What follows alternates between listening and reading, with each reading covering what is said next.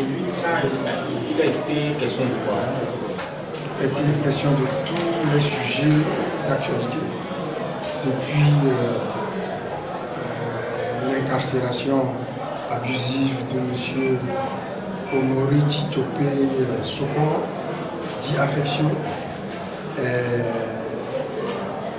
jusqu'au sujet également père de la nation,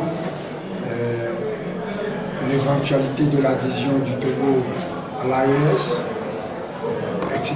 Tous ces sujets dont le régime se sert pour semer la confusion dans l'esprit des populations, on les a abordés, expliquer réellement de quoi tout ça retourne. Ce gros sujet de la question du père de la nation, du père de l'indépendance, qu'est-ce que vous reprochez? On ne reproche rien, on dit simplement qu'il faut dire la vérité. M. Gnassingbé Yarima ne peut jamais être considéré comme le père de la nation.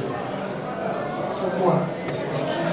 Quelle est sa contribution à la libération du Togo des griffes du colonialisme? Il n'était pas là.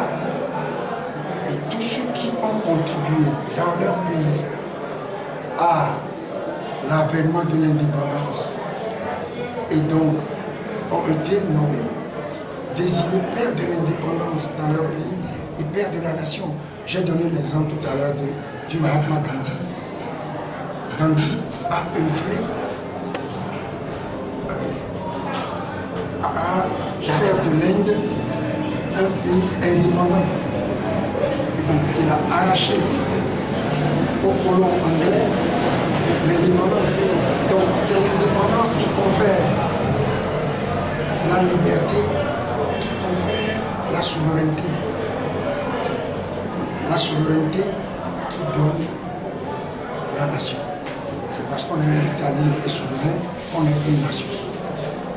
M. Gnassingbé Yarima n'était pas là au moment de la lutte.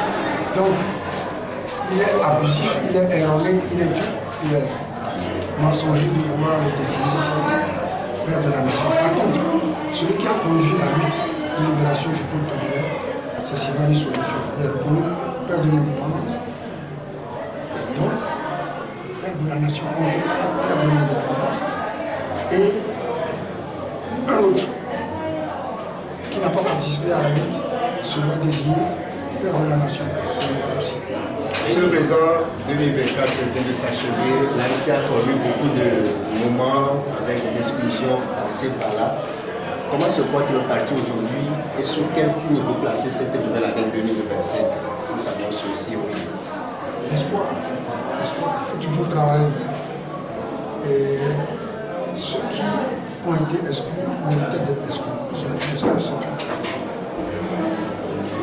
Et votre agenda concrètement pour cette année 2025, quels sont vos chantiers? La mobilisation. On va continuer de mobiliser jusqu'au départ de ceux qui sont.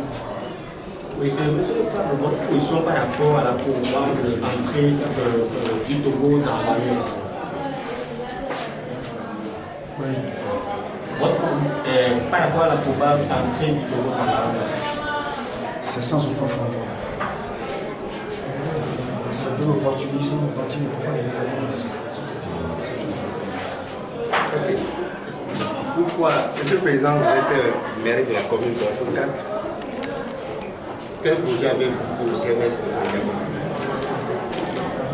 On fait beaucoup pour tous les services, notamment pour le CMS de Niamey. On a construit des incinérateurs, on a construit des latrines publiques, on est en train de rénover le bâtiment pour 50 millions. On fait beaucoup pour ça. Mais ce n'est pas visible parce que le CMS est dans un état de délabrement total. Les voix se sont levées pour dénoncer l'état dans lequel se trouve ce centre de santé sur votre territoire communal. Pourquoi ça traîne? Ça ne traîne pas, c'est les procédures administratives qui sont longues.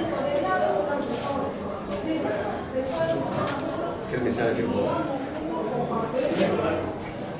pour la population là, qui attendent toujours? D'être patient.